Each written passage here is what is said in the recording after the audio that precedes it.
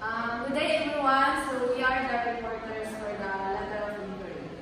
So letter of inquiry is a brief and formal letter sent to an individual or organization to ask information, requirements, and to seek clarification. So writing a letter of inquiry should be polite, respectful, and formal. So why it should be written like that? To maintain professionalism and to receive a positive response from the recipient. The purpose of this letter is to obtain accurate and necessary information from the recipients. After receiving the response of the recipients, it can help you to make decisions and take actions on what to do next.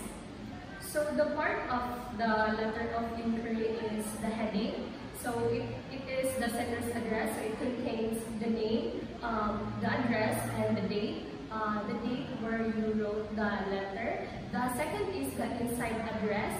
So the receiver's address. So it should have the name, the position, and the address to the person that we're sending your letter with, and the salutation or the greetings. For example, the dear Mrs. Kabusa.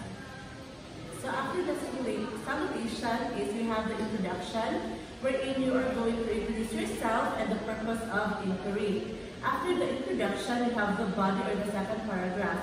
You are going to put there the detailed inquiry or the questions, and after that you are going to put the explanation why you needed that information. So for the next part is the closing. In the closing is the gratitude for their time. So the example for that is the looking for your kind consideration. That is one example. And then after that is the complimentary close, which is like the sincerely yours or the respectfully yours. And then after that you put your name and then the signature. And then in closure, if you want to add pictures, but that is optional. It depends on what letter of inquiry are you making about. For the enclosure, if you want, for example, if you want to put a picture, for example, if there is a broken product and you want to ask what happened in this, and then you can add in the enclosure that these are the broken products so that they can identify what are the products that has been